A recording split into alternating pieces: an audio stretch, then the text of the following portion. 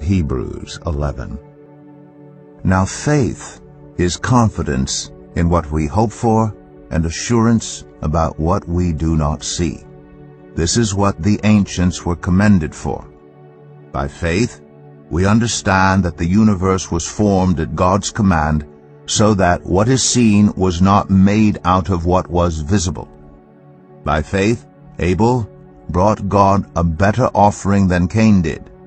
By faith he was commended as righteous when God spoke well of his offerings. And by faith Abel still speaks, even though he is dead. By faith Enoch was taken from this life, so that he did not experience death. He could not be found because God had taken him away. For before he was taken, he was commended as one who pleased God. And without faith, it is impossible to please God, because anyone who comes to him must believe that he exists and that he rewards those who earnestly seek him. By faith, Noah, when warned about things not yet seen, in holy fear built an ark to save his family. By his faith he condemned the world and became heir of the righteousness that is in keeping with faith. By faith Abraham, when called to go to a place he would later receive as his inheritance, obeyed and went, even though he did not know where he was going. By faith he made his home in the promised land, like a stranger in a foreign country. He lived in tents, as did Isaac and Jacob, who were heirs with him of the same promise. For he was looking forward to the city with foundations, whose architect and builder is God. And by faith, even Sarah, who was past childbearing age, was enabled to bear children because she considered him faithful who had made the promise. And so from this one man, and he as good as dead, came descendants as numerous as the stars in the sky and as countless as the sand on the seashore. All these people were still living by faith when they died. They did not receive the things promised. They only saw them and welcomed them from a distance, admitting that they were foreigners and strangers on earth. People who say such things show that they are looking for a country of their own. If they had been thinking of the country they had left, they would have had opportunity to return. Instead, they were longing for a better country, a heavenly one. Therefore God is not ashamed to be called their God, for he has prepared a city for them. By faith, Abraham, when God tested him, offered Isaac as a sacrifice.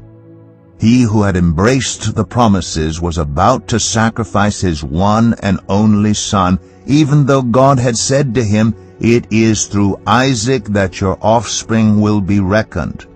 Abraham reasoned that God could even raise the dead, and so in a manner of speaking he did receive Isaac back from death. By faith, Isaac blessed Jacob and Esau in regard to their future.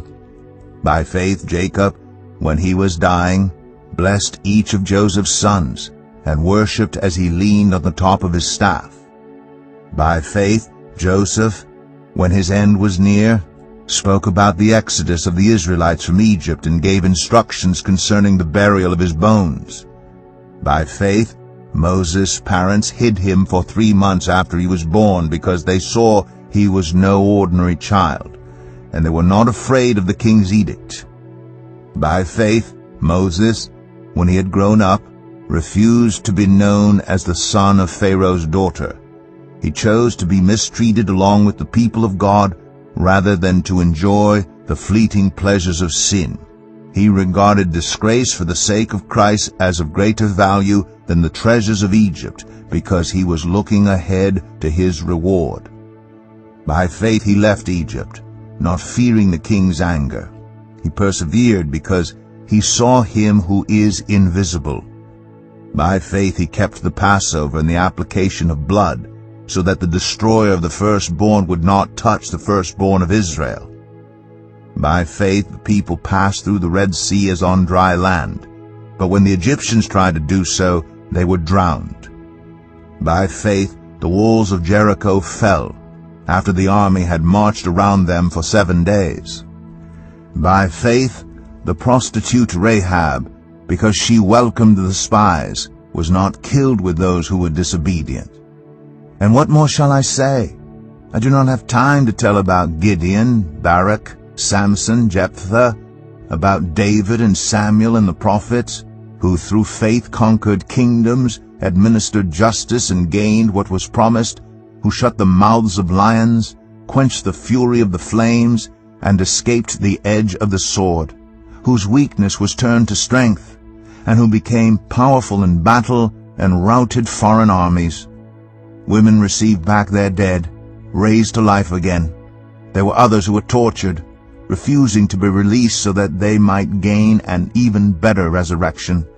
Some faced jeers and flogging, and even chains and imprisonment.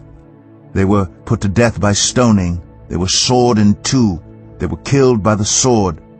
They went about in sheepskins and goatskins, destitute, persecuted, and mistreated. The world was not worthy of them. They wandered in deserts and mountains, living in caves and in holes in the ground. These were all commended for their faith, yet none of them received what had been promised, since God had planned something better for us, so that only together with us would they be made perfect.